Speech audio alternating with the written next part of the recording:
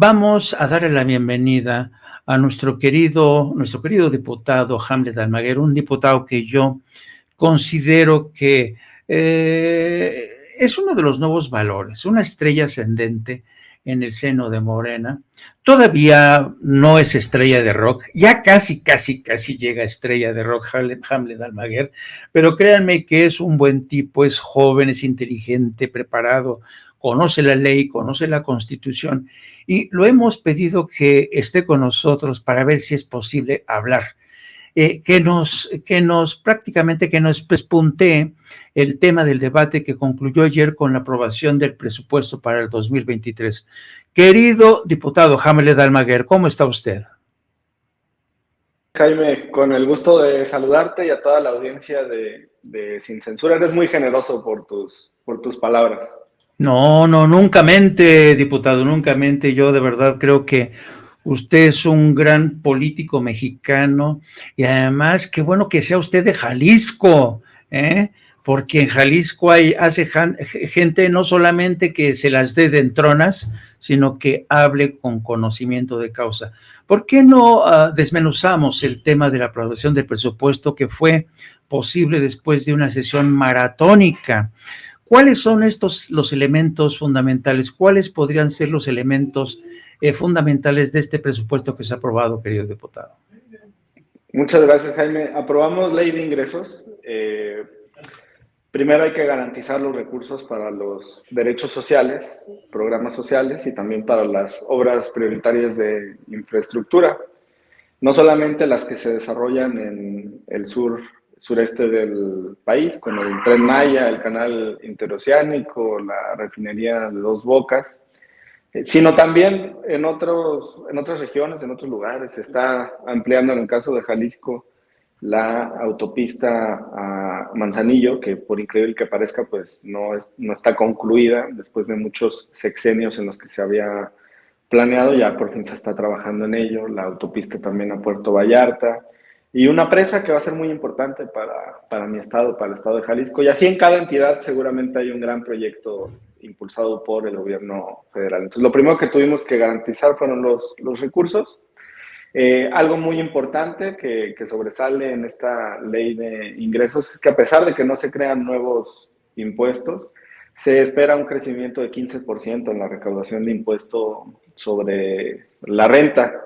Y aquí pues ha sido un trabajo muy acertado de la hasta hace poco titular del SAT, Raquel Buenrostro, ahora secretaria de Economía, y de todo su equipo, por supuesto con la directriz del presidente de la República, un trabajo coordinado también con Horacio Duarte en aduanas, ¿no? También, que era un queso lleno de agujeros, pero lo tapó Horacio en el breve término que tuvo al frente de aduanas. La verdad es que hizo un trabajo muy eficaz. Ahora se va a la elección del Estado de México, pero digamos que Raquel y Horacio dejan ahí ya una gran plataforma para que el país pueda seguir recaudando. Y, para ejemplo, porque se espera una recaudación de 15% más de impuestos sobre la renta, para ejemplo, pues lo que acaba de suceder con el pago multimillonario de impuestos de Ricardo Salinas.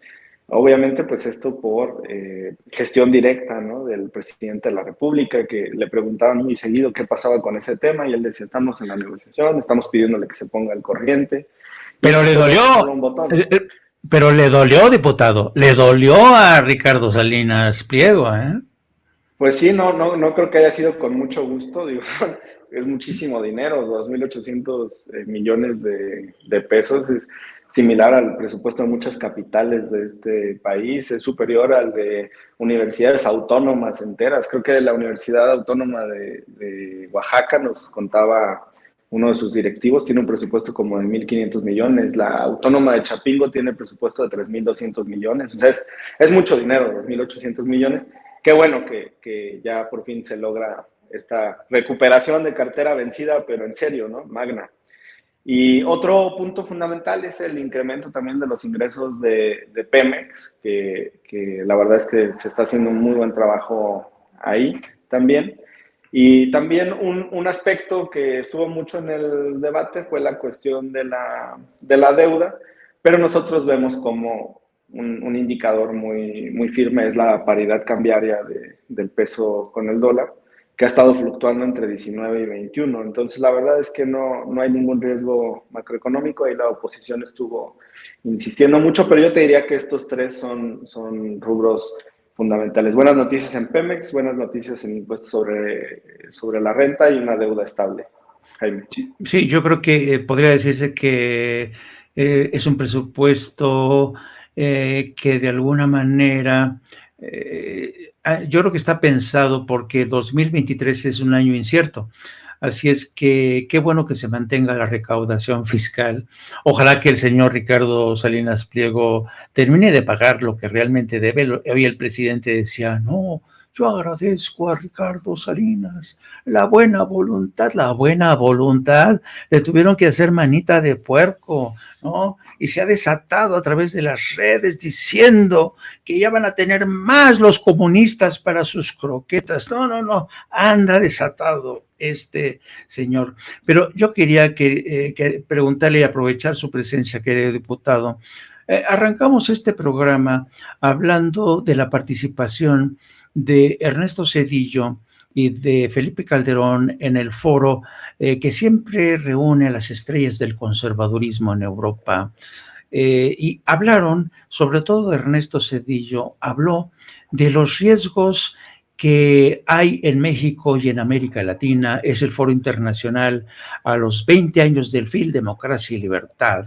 No hubiera visto, querido diputado, Ernesto Zedillo se descoció, dijo que el riesgo en México y América Latina es el del populismo, dice que es lamentable que se hayan roto las reformas, que algunas reformas se hayan echado marcha para hacia atrás y que culpa de esto el actual gobierno y también y con una voz un tanto sospechosamente aguardientosa, puede decirse, o vibrante, chisposa la voz de Felipe Calderón, asegurando que la democracia en México está en vilo, que es posible que la democracia en México sucumba en menos de un mes. ¿A dónde va a buscar refugio usted, querido diputado Hamlet Almaguer? Aquí nos vamos a quedar, Jaime. Ellos que tienen mucho miedo al pueblo de México, pues se tienen que ir hasta allá. El otro día, Ciro Murayama, al final de cuentas son herederos del conservadurismo. Ciro Murayama decía que el Consejo de Europa se iba a pronunciar sobre la democracia en México también, sobre las reformas electorales. Y yo le contestaba, pues Europa no decide cómo se legisla en México y mejor que resuelvan sus propios problemas porque tienen una guerra. Se acaba de caer la primer ministro de Inglaterra, precisamente por errores en los temas fiscales, por dejar de cobrarle impuestos a los que más tienen, a los ricos. Y tienen además una crisis energética terrible. Fíjate cómo el presidente de la República ha buscado, Andrés Manuel López Obrador, ha buscado asegurar estos dos aspectos, la estabilidad económica y también la soberanía energética. Hay videos en las redes sociales de las protestas en Francia, particularmente por la escasez de combustibles. El gobierno de España tuvo que salir, a ver si esto también lo califican en este foro como políticas comunistas o socialistas, tuvo que salir a anunciar que va a regalar pasajes de tren para las familias, para los estudiantes, para los ancianos y están dispuestos a entregar bonos de 100, 200 euros, dependiendo de la situación económica, para poder pagar las facturas de la energía. Y en cambio acá, bueno, pues se intentó la reforma eléctrica. El presidente de la República tiene muy claro que para tener soberanía el país necesita fortalecer su industria nacional. Y ahora, bueno, pues también la reforma de nuestra democracia. Pero yo te diría, México es un país soberano, lo que nos vengan a decir desde allá, la verdad es que a los legisladores de Morena no nos interesa. Nos interesa la voz del pueblo de México y sentimos el respaldo de la ciudadanía para ahora avanzar con esta reforma electoral. Yo te adelanto que este martes 25 tenemos ya cita, tenemos convocatoria a las 9 de la mañana en el Salón E de la Cámara de Diputados para reunirnos los integrantes de las comisiones de puntos constitucionales, reforma electoral y gobernación para arrancar con los trabajos de esta reforma constitucional, Jaime. Fíjate, querido diputado, que a propósito de esta comparación que haces efectivamente con la renuncia de la primer ministra del Reino Unido, que tuvo que retirarse precisamente porque fueron incapaces de meter en cintura a los más ricos para cobrarles lo que tienen que cobrar, y eso prácticamente hizo que colapsara prácticamente el proyecto económico. Y mientras tenemos ese problema en el Reino Unido, en España, por ejemplo, pues la gente sigue asediada por las facturas de la luz, de la energía, de la gasolina. Y yo recordaba no hace mucho unas declaraciones del hoy difunto Julio Anguita, el gran líder de izquierda en España, que aseguraba, que lamentaba más bien el hecho de que en España no tuvieran líderes políticos con los suficientes pantalones para enfrentar a los grandes corporativos como Iberdrola, ¿no? Para que la gente tuviera un mayor respiro. Y esta situación, pues, realmente ha hecho que la mayoría de los españoles ya no crea en los partidos políticos, ya no crea en estos líderes políticos que ya están supeditados a las órdenes de las grandes corporaciones, ¿no? Y todo esto tiene que ver con la reflexión que hizo hoy el presidente sobre la visita, el encuentro que tuvo con Joan Manuel Serrat en Los Pinos, que sabemos que iba a dar un discurso, digo, un concierto. Pero en uno de los tweets que sacó el presidente precisamente para hacer alusión a la visita de Joan Manuel Serrat, el presidente alude a unas palabras que, porque el presidente, ya sabes, le hace el recorrido por Palacio Nacional, lo pasea por el balcón principal, les enseña los murales, y en esos murales aparece el rostro de Marx, y Joan Manuel Serrat dice, una vez que ve la imagen, el rostro de Marx, dice, Marx, un hombre que no ha muerto y no está sepultado. Y es interesante, ¿no? Que Joan Manuel Serrat, un hombre que vive en España, que sabe cómo están las cosas en España, venga a México y hable de Marx en esos términos. Es decir, Marx no ha muerto y no está sepultado, entre otras razones, porque sus ideas son las que no han muerto. Las ideas de Marx de justicia social no han muerto, y lo dice frente a un presidente como el de México, que ha recuperado el discurso de esta izquierda progresista, que es un fenómeno muy interesante que está pasando en América Latina, con Gustavo Petro en Colombia, con Xiomara, la presidenta de Honduras, no me acuerdo de su nombre, Xiomara Castro, creo, y también con la posible elección de Lula da Silva en Brasil. Todo esto porque yo tengo la impresión, querido diputado, dígame si a lo mejor estoy orinando fuera del tiesto, yo tengo la impresión de que de alguna manera Andrés Manuel López Obrador se ha convertido en un punto de referencia política por denunciar precisamente los excesos del neoliberalismo, del capitalismo, ese tan voraz, ¿no?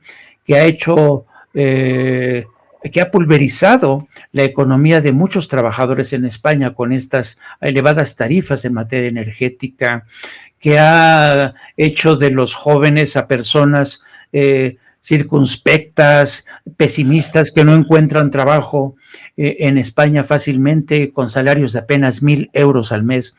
Entonces yo creo que en ese sentido Andrés Manuel se ha convertido en un referente y está aplicando políticas económicas poco ortodoxas que están sorprendiendo a propios y extraños. ¿Usted qué opina? El presidente de la República es un líder regional, Jaime. Nos lo han dicho legisladores de otras naciones de nuestra región, de Latinoamérica.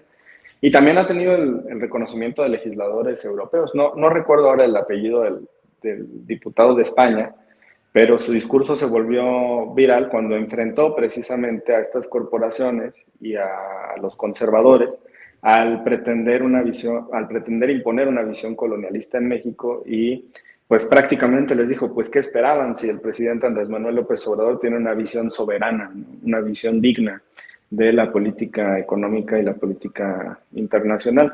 Nos lo han dicho embajadores y nos lo han dicho legisladores de otras naciones. Yo creo que en este aspecto, Jaime, hay mucho futuro para el presidente de la República. Urge también una renovación en los órganos internacionales.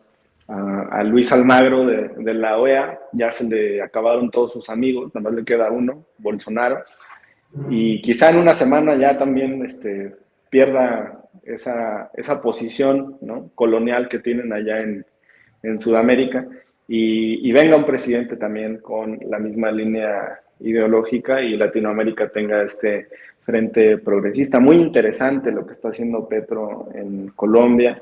Tengo entendido que uno de sus asesores económicos es Piketty, que precisamente ha publicado en las últimas 2 décadas muchos libros y artículos sobre la desigualdad, que es un gran problema y que va vinculado con la corrupción, que es lo que el presidente Andrés Manuel López Obrador siempre ha denunciado. Y, por ejemplo, pues ha enfocado ahora Petro a las baterías legislativas en una reforma fiscal. Creo que ayer aprobaron tribunales agrarios precisamente para dar justicia a los poseedores, propietarios de las tierras. Está muy involucrado en esta agenda de derechos sociales y de programas para los que menos tienen. Entonces, la verdad, las cosas van caminando bien. Tenemos buenos amortiguadores en la economía en Latinoamérica. Sin estos programas sociales en México mucha gente sufriría todavía de mayor manera los problemas estructurales que tiene este sistema neoliberal. Ayer o antier publicaban algunos articulistas que la deuda soberana de las naciones del mundo está alcanzando niveles récord y la aceleración que está teniendo parece ser insostenible. Entonces, muy importante la labor que está haciendo el presidente de México, Jaime. Fíjate que es interesante esto que mencionabas de los encuentros y la asesoría que ha recibido el presidente Gustavo Petro de Thomas Piketty. Y es fascinante, es irónico que mientras hoy en España Felipe Calderón y Ernesto Zedillo hablaban de que cómo esos gobernantes de izquierda populistas están frenando las reformas que nosotros impulsamos, que esto va a ser el caos, a un presidente como el de Colombia, Gustavo Petro, lo asesora un personaje bastante interesante como es Thomas Piketty. Para quien no conozca a Thomas Piketty, queridos amigos, Thomas Piketty es uno de los economistas más jóvenes y más brillantes que ha dado Francia. Y durante toda su vida, Thomas Piketty estudió la economía y era uno de los grandes defensores del liberalismo, del capitalismo, pero Piketty se percató de que el capitalismo había entrado en una fase tan feroz, que es la del neoliberalismo, que era necesario dar paso hacia atrás. Y es así como ahora este economista, uno de los más conocidos y respetados, ahora defiende que, ¿saben qué? Esto que se llama viva el socialismo. Es una reconsideración de sus propias tesis. Él dice que es necesario que el capitalismo o el neoliberalismo dé marcha atrás, se le mantenga a raya, porque realmente el daño que ha hecho es increíble. Así es que es interesante, ¿no? Este matrimonio de Piketty con Gustavo Petro en Colombia, fascinante lo que está pasando. Y ya no quiero seguir abusando, pero sí, no quisiera dejar de preguntarle, querido diputado. Hemos hablado hoy del tema del secretario de Gobernación, Adán Augusto Hernández López, o López Hernández, y francamente ha habido los focos y las baterías, sobre todo, están apuntando en su contra. Últimamente hemos visto cómo desde las páginas editoriales del periódico Reforma se le van al yugular, dicen que es un secretario de Gobernación rudo, que está amenazando, se le empiezan a hacer campañas negras para tratar de vincularlo con el crimen organizado, pero al mismo tiempo el secretario de Gobernación ha demostrado ser un muy hábil gestor político, pero además con una inteligencia política, yo diría, destacada. ¿Qué reflexión hace usted de lo que está pasando con el secretario de Gobernación? ¿Por qué lo están atacando de repente? ¿Por qué lo ven como un objetivo útil desde las páginas del Reforma y desde algunos columnistas? Porque está logrando los consensos, Jaime, para avanzar con reformas constitucionales que no son nada sencillas por el requerimiento de 2/3 partes en Cámara, en Senado y después 17 legislaturas locales. Ahora está recorriendo los congresos de la República, de las entidades federativas, para exponer las razones por las cuales los diputados locales deberían aprobar esta reforma en materia de Guardia Nacional. Es muy interesante porque no solamente se trata de una convicción ideológica o de partido, sino que además está teniendo la gran cortesía de ir a cada recinto parlamentario a explicarle a los representantes del pueblo de las entidades federativas por qué razón deberían aprobar la reforma. El 99.9% del mérito de la aprobación en el Senado por las 2/3 partes es del secretario de Gobernación. Te digo, desde la Cámara de Diputados vimos con mucha preocupación, con mucha tristeza, cómo en el momento en que aprobamos la reforma constitucional en materia de Guardia Nacional y se turna la minuta al Senado, lo primero que hace el coordinador parlamentario de nuestro partido, de mi partido en el Senado, Ricardo Monreal, es decir, no tengo los votos, y al día siguiente convoca a un intercambio de estampitas del álbum del Mundial, en lugar de ponerse a operar para conseguir esos votos. Entonces tuvo que llegar el refuerzo del secretario de Gobernación y algo que nadie esperaba se logró. Y entonces todas esas risas que había hace un mes y medio de la reforma electoral no va a pasar y nunca va a caminar, ahora se convierte en esto con lo que arrancamos el programa. Intentos desesperados de los conservadores desde todos los frentes por intentar detener esto que ya es inminente, una reforma en materia electoral. Entonces, la verdad, Jaime, es gratamente sorprendente el trabajo que ha hecho el secretario de Gobernación y en la Cámara de Diputados ahora sentimos la confianza de que cuando se apruebe con nosotros y se turne al Senado, pues vamos a contar con su intervención para que se logre avanzar. Y estos ataques, bueno, pues son una reacción a lo que está logrando y evidentemente a su ascenso en las encuestas, porque eso también se está notando en las últimas semanas, Jaime. Pues efectivamente, yo coincido con usted. Yo creo que un más del 90% de la aprobación en el Senado fue obra del secretario de Gobernación, porque parece ser que Ricardo Monreal, santo cielo, cómo escamoteó el apoyo, cómo ¿no? Nos quería escamotear ese respaldo. Lo bueno es que llegó al rescate el secretario de Gobernación y lo hizo bastante bien. Y pues sí, no hay otra forma de entender que este gran operador político está abriendo camino al consenso necesario en todos y cada uno de los congresos estatales. Yo creo que lo va a hacer muy bien. Bueno, querido diputado, en verdad es un placer siempre dialogar con usted. Yo digo que es sangre fresca que ha llegado para quedarse en la política mexicana. Yo espero, de verdad, espero que su futuro sea prometedor. Yo lo veo bastante consolidado y yo seguiré apostando por usted, porque a mí, déjeme decirle que yo considero que México requiere de políticos honestos, inteligentes, bien formados, y creo que usted reúne todas esas características. Un placer, como siempre, querido diputado. Por favor, nos dice cómo es que los puede seguir nuestra querida audiencia.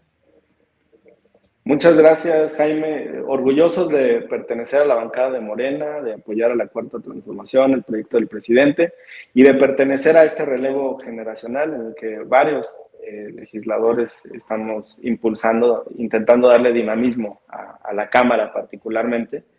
Y nos parece que hace falta esa sangre fresca también en el Senado de la República. Esperemos que en 2024 se abran espacios para las nuevas generaciones.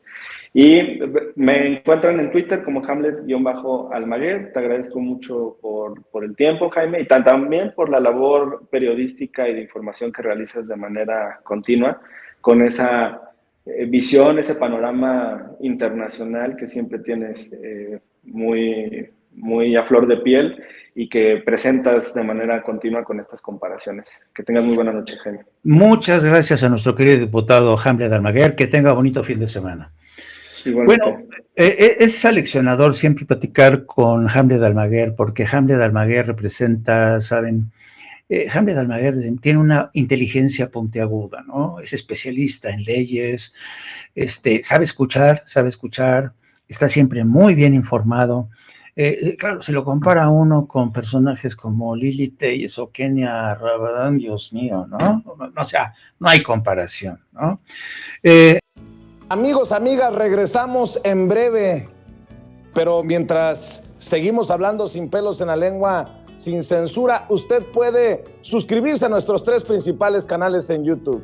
Sin Censura Media, en donde tenemos más de 1,600,000 suscriptores, Sin Censura TV, en donde tenemos más de 1 millón de suscriptores, y en Sin Censura Presenta, en donde queremos llegar muy pronto a los 100,000 suscriptores. Si usted ya está inscrito en Sin Censura Media, suscríbase en Sin Censura TV. Si ya está suscrito en Sin Censura TV y Sin Censura Media, suscríbase a Sin Censura Presenta. Recuerde que es gratis, no tiene que sacar un solo centavo de su bolsillo para apoyarnos. Dele clic en la campanita para que los señores y señoras de YouTube envíen las notificaciones cuando estemos transmitiendo en vivo y en directo o estemos subiendo videos.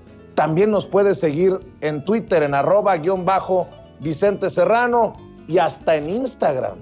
Ojo, también estamos en Instagram. Son nuestras redes sociales y con el apoyo de ustedes seguimos creciendo, porque con ustedes todo, sin ustedes nada.